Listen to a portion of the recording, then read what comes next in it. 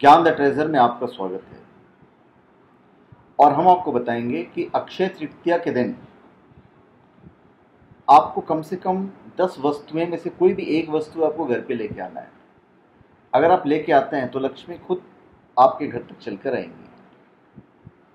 अक्षय तृतीया को शास्त्रों में अक्षय पुण्य और धनदायक कहा गया है। शास्त्रों में बताया गया कि इस दिन व्यक्ति जो भी शुभ काम करता है उसका पुण्य कभी खत्म नहीं होता है। देखिए, एक चीज हो गया कर्म से, कर्म का पुण्य कभी खत्म नहीं होता, दान पुण्य वगैरह की जो बात कर रहे हैं। उसी तरह इस दिन जो व्यक्ति देवी लक्ष्मी को प्रसन्न कर लेता है उसके घर में हमेशा देवी लक्ष्मी का वास बना रहता है।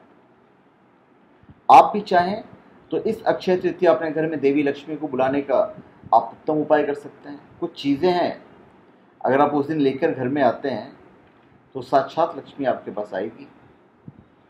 अक्षय तृतीया के दिन सोने चांदी की चीजें खरीदी जाती है। मान्यता है कि इस दिन बरकत आती है।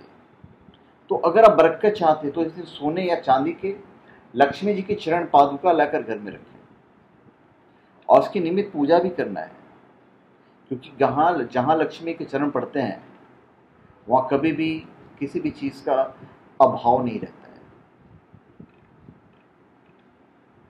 किसी जमाने में कौड़ियां खरीदी और बेची जाती थी, किसी ज़माने में। अब तो खैर कौड़ियां नहीं मिलती है, अभी तो कोई पूछता भी नहीं है। लेकिन बहुत कम लोग जानते हैं कि इसमें देवी लक्ष्मी का वास होता है, इसमें देवी लक्ष्मी को आकर्षित करने की क्षमता होती है। इनका प्रयोग तंत्र मंत्र में भी होता है। इसका कारण यह है कि देवी लक्ष्मी के समान ही कौड़ियां भी समुद्र से निकली है। तो नियमित केसर और हल्दी से इसकी पूजा अगर आप करते हैं देवी लक्ष्मी के साथ, तो इससे आर्थिक जो परेशानी होती है वो लाभ मिलता है, ऐसी मान्यता है। तो आप कौड़ी उस दिन खरीद के लेके आ सकते हैं। उसके बाद प्रकृति में आमतौर पर 3 आंखों वाले नारियल मिलते हैं, लेकिन हजारों में कभी कभी ऐसा नारियल मिल जाता है जिसकी एक आंख होती है। तो ऐसे नारियल को लक्ष्मी का स्वरूप माना जाता है। तो अक्षय तृतीया के दिन इसे घर में पूजा के स्थान पर स्थापित करने से देवी लक्ष्मी की कृपा प्राप्त होती है, अगर आपको मिल गया तो। उसके बाद जो अगली चीज खरीदने की है वो है धन की देवी को अपने घर में अगर आप लाना चाहते हैं तो इसके लिए एक आसान तरीका ये है कि अक्षय तृतीया के दिन पारद से बनी हुई देवी लक्ष्मी घर पर लाएं और नियमित इसकी पूजन करें। शास्त्रों में बताया गया है कि पारद की देवी लक्ष्मी की प्रतिमा जहां होती है वहां कभी भी किसी चीज का अभाव नहीं होता है। तो आप पारद की देवी लक्ष्मी खरीद सकते हैं। हालांकि आजकल पारद की जो चीजें हैं वो ओरिजिनल मिलती नहीं है, तो आपको ध्यान में रखना पड़ेगा कि आप कैसे खरीदते हैं उसको। उसके बाद जो आपको खरीदने की चीज है वो है कछुआ। पारद या स्फटिक का बना हुआ कछुआ अपने आप घर पे लाइए। पारद का थोड़ा सा मिलना मुश्किल हो जाता है, आप स्फटिक का लेके आ सकते हैं।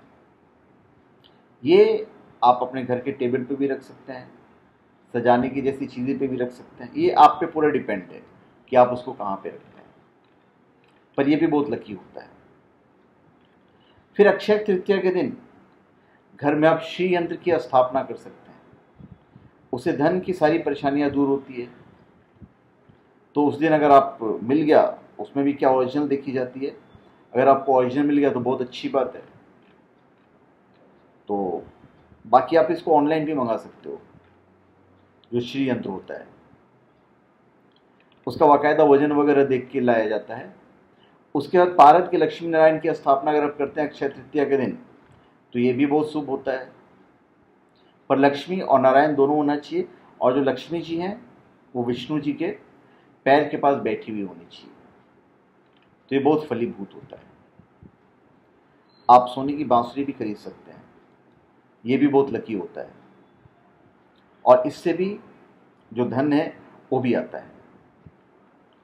लक्ष्मी के हाथ में स्थित दक्षिणावर्ती शंख भी धनदायक माना जाता है। तो दक्षिणावर्ती जो शंख होता है उसको भी आप घर में लाके रख सकते हैं। तो मैं आपको बहुत सारी चीज़ें बता रहा हूँ, ये डिपेंड करता है कि आप क्या चीज़ लेकर आते हैं, तो आप इसको लेकर आ सकते हैं। तो ये मैंने आपको लगभग सारी चीज़ें बता दी। अब ये डिपेंड करता है कि आप क्या लेके आते हैं। मैंने एक वीडियो में भी बताया कि ये चीज़ लाने का जो सबसे बेस्ट टाइमिंग है वो भी आप लेके आ सकते हैं, सोना वगैरह जो भी खरीदना है। इसमें जो बेस्ट है, जो सस्ता, सुंदर और टिकाऊ है, वो कौड़ी है। कौड़ी अगर आप लेके आते हैं तो आपके घर में कभी भी किसी भी चीज़ की दिक्कत नहीं होगी। तो धन्यवाद। आप हमारे चैनल पे सब्सक्राइब करें और अपने कमेंट दीजिए। धन्यवाद।